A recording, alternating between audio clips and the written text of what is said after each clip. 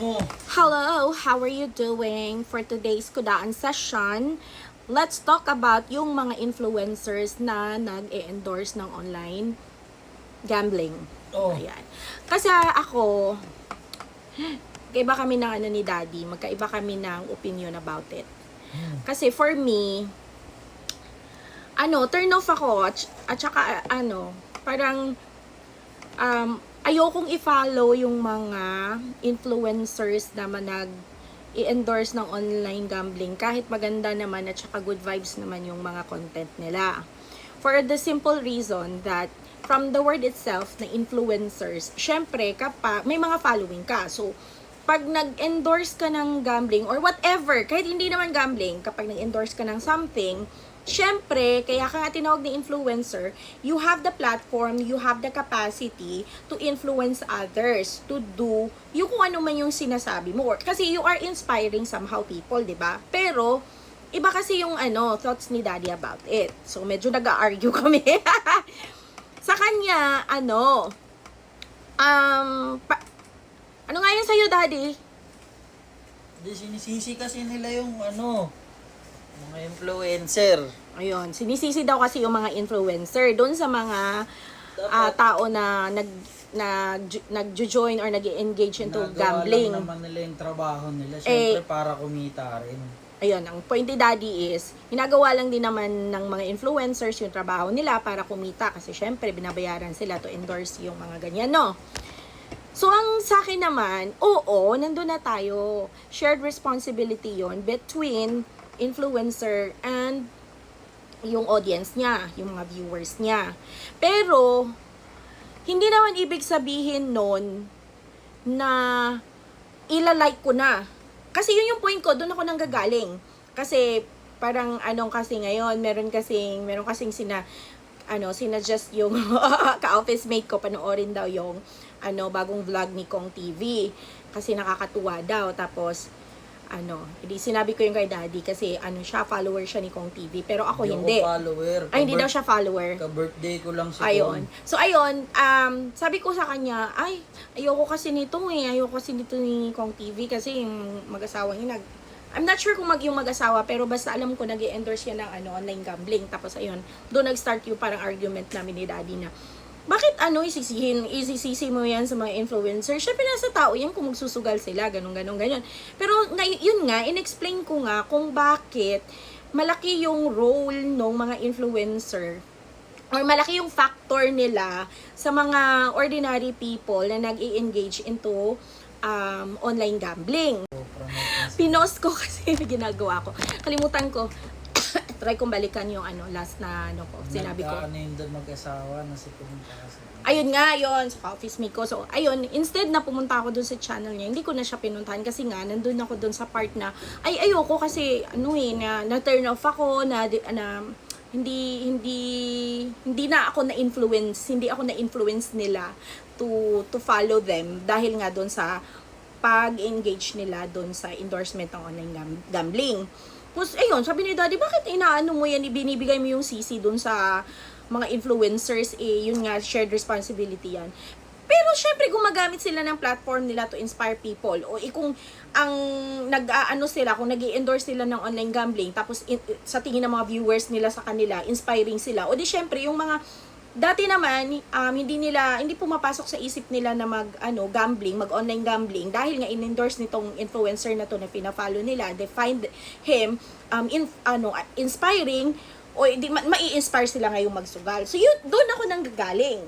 O, bakit nga si Digong nga ng Pogo eh?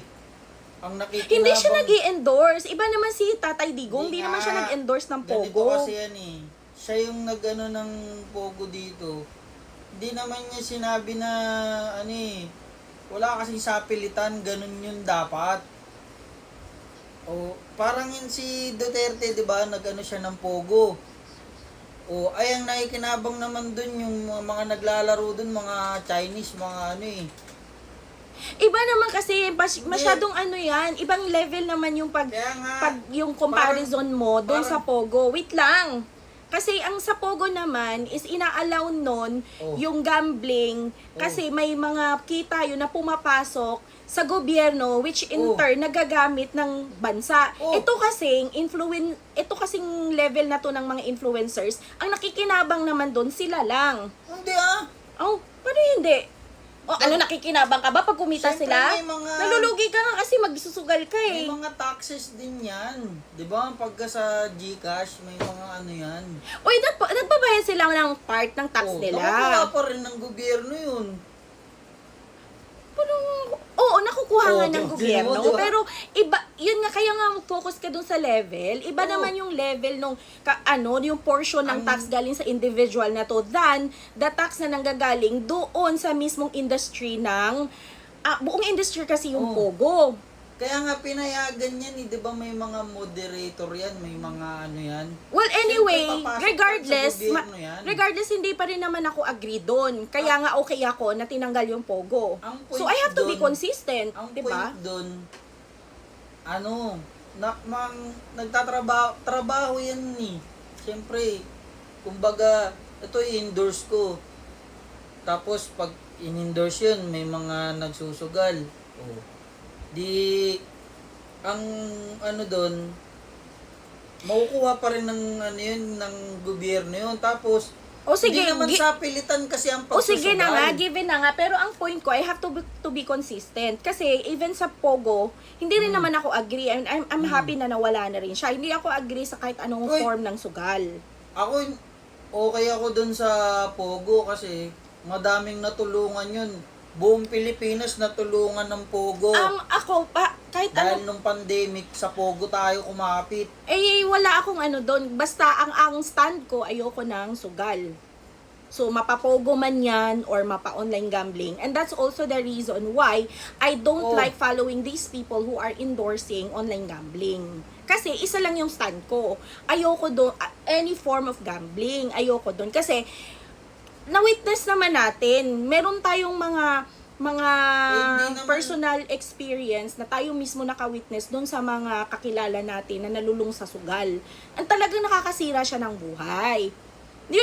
Yun lang yung point ko. Wala akong pakialam kung mag-ano sila Normal dyan. na kasi sa Pilipino yung mga sugalero. Yun nga, dahil normal, so okay lang natanggapin natin, i-tolerate natin. Ano So yun? that's my point. Ano yun, addiction na talaga yung Exactly. O, sinabi mo yung ano na yun, sinabi mo yung addiction. So, Oh. the more na kailangan natin siyang i-stop, much more na kailangan nating hindi siya i-endorse. Kasi, pag stop pa nga lang, nahirapan na tayo. Tapos, mag-i-influence ka pa to encourage people to gamble online or to gamble in general. Kasi nandun na nga mahirap na nga mag-stop tapos i-encourage mo pa yung hindi pa nakapagsimula. Kasi nga may addictive nga siya na factor once na you engage into gambling. So, alam mo na psychologically may nakaka-epekto siya. So may factor siya para maging maging addict ka sa sugal. So bakit ka pa papasok? Parang ganun din yan sa mga illegal drugs, 'di ba? Alam mo na nga na mali, alam mo nang illegal, alam mo nang masama. So why would you try? Hindi, pero ang usapan kasi yung pag-endorse nila. Exactly. Kaya nga sila yung kumbaga Wala naman mag-open ng door doon May- sa mga hindi naman, wala naman talaga sa idea nila yung mga ganyang May sugal-sugal. disclaimer nga naman sila bago sila nag-ano. It Wala doesn't naman matter din sa the- pilitan yun. Yeah, it doesn't matter the disclaimer. And you're correct, walang sa pilitan yun, nag-endorse lang naman sila. And it's up to the people na to be inspired dun sa pag-encourage sa kanila na mag-online gambling. But then again, balik tayo sa punto ko, I don't support these kind of people na nag-i-influence other people to join or to engage into online gambling. So dun lang ako. So Pero- it's the same thing na you cannot also force me na suportahan sila or panoorin sila just because they're just doing their job na nag-endorse ng online gambling. So it's the same concept sa Kumbaga akin. parang dahil nag-endorse sila, parang ginudge mo na putik lahat pala ng video nito, puro sugal. O ba't ngayon yung nag-trending ngayon, hindi nyo inaano yung mga good side ng video niya. ito namang si Daddy, tinalunan ako ng point ko. Wala akong issue doon sa mga videos nila, okay? Ang issue ko is sila mismo bilang endorser ng online sugal. So the reason why I don't support them and I don't want to go to their channel to subscribe and to watch their other videos na hindi naman related sa sugal, mga sabihin na natin mga inspiring videos or mga positive vibes lang ganon. The reason why I don't support the other videos of them because of the fact that I am actually helping them to expand their community. So, ang contribution ko doon sa kanila is binibigyan ko pa sila ng chance na maging strong yung community nila, yung platform nila, and so they can continue to inspire people. So if they stop inspiring people to make sugal, then probably that's the only time na sige, pwede ko silang suportahan sa ibang bagay, sa kung mag-change sila ng theme ng content. Hindi naman technically mag-change ng content kasi endorser nga lang naman sila. Hindi naman sila nagko-content about sugal. So, yun lang naman yung sa akin. Kasi you portray yourself to be an influencer, so might as well influence people to be better all the time in everything you do. And that means yung pag-endorse ng online gambling na yan is hindi siya influencing people to be better. Yun lang. Doon lang ako nanggagaling. Yun lang yung punto ko. That's pretty much it. Ayun yung mga pinag-aawayan namin ni Daddy. Kaya nga, hindi mo na din mapapanood yung yung katulad nun, trend yun. Alin? Yung video niya na ganun. Anong ganun nga? Yung mga inspiring video niya kasi, ay putik, hindi ko napapanoorin to, ganito pala to. Parang may mga good side nga. That is teaching them lesson siguro. Kasi kung yung mga ibang viewers niya na parang lang yan, mami. Hindi, wait lang. Tapatapusin mo lang ako. I-answer ko lang yung sinasabi mo na, di, syempre mamimiss ko na yung ibang video niya na may lessons naman, na may aral ka naman talagang mapupulot. So, maybe that is teaching them lesson na kung yung POV ng mga iba ng viewers, no, is magsi-stay away sila sa panonood sa iba nilang contents kahit naman inspiring, dahil for the reason na nag-endorse nga sila ng online gambling, then maybe that will serve a lesson for them na stay away nila yung mga ganong endorsement, yung mga online gambling na yon, kasi it will hurt their community, na hindi na sila susuportahan ng mga viewers nila because of that particular reason na nag-endorse sila ng online gambling. So it's not actually something na, kasi kung ang habol mo lang naman is panonoorin mo yung video nila kasi may mapupulutan kang aral or inspiring siya. It's the same thing also na ibibigay, dahil nga magbo-boycott kayo dahil dun sa fact na nag-endorse sila ng online gambling, edi ma-hurt yung channel nila, yung community nila. So, dahil doon, tuturuan mo sila ng aral na, ay, parang hindi yata tama na nag-endorse tayo ng online gambling, kaya ngayon binoboycott na tayo ng viewers natin. So tigilan na natin yan and then focus na lang tayo doon sa talagang mga videos or mga content na nakakapag-inspire sa mga tao. Anyway, kumikita naman tayo. Bakit pa kailangan nating mag-online gambling? Hindi naman sila mahirap, Daddy.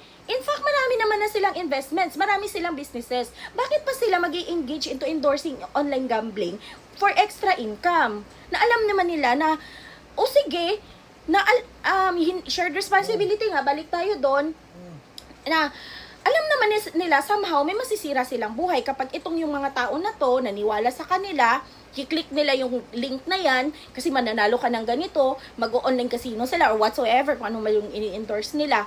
Tapos, natalo, syempre babawiin hanggang na-addict na o di nasira na yung buhay. Wala, naibenta na lahat ng ari-arian para lang makabawi doon sa mga natalo nila sa sugal. Doon lang naman. So, ayun, dami na. Ayun. So, doon na naman ang ano ko. Yun lang yung pinupunto kay Daddy. So, alam niyo na guys, ang mga pag-aaway na. Ay, parang napagod naman ako dun. Pagod ako magkuda. Kasi hindi ako nasanay na may ano, na yung nagkukuda ako ng may ibang ano, ibang sasalita. Ano mo, pag ako lang mag-isa nagkukuda, mabagal ako magsalita kasi pinaprocess ng utak ko. Pero pag may nag-challenge talaga sa akin, bla bla bla bla bla, lalo ng pag-asawa. Anyway, ayun lang muna kasi ako ay tapos na mag-break. Bye-bye! Ay, di pa pala siya tapos. Hindi, tapos na yung point ko. Ang problema lang naman is yung point ko, di ba? Challenge mo yung point ko. And I think that... Tatapusin mo na nga yung video eh. Tapos na nga yung video, Daddy. Yung point ko lang naman yung china-challenge mo. And I've already given my piece. So, what else do you want from me? Let's stop it. Ayaw niyo bang tumigil ka, Paano look? naman yung... Hindi Nagbabay na nga ako. Hindi nga, hindi ko may paliwanag kasi maayos laging ano eh. Napaliwanag mo yung point mo. Gets ko yung point mo. Hindi, meron pa kasi ako. You challenge my point. And I have already given all my points. So, I Meron pa think... kasi sana akong sasabihin, kaya lang na. Ano pa kasing gusto pa daw siya sabihin? Hindi na, huwag na. Next topic. Alright, bye!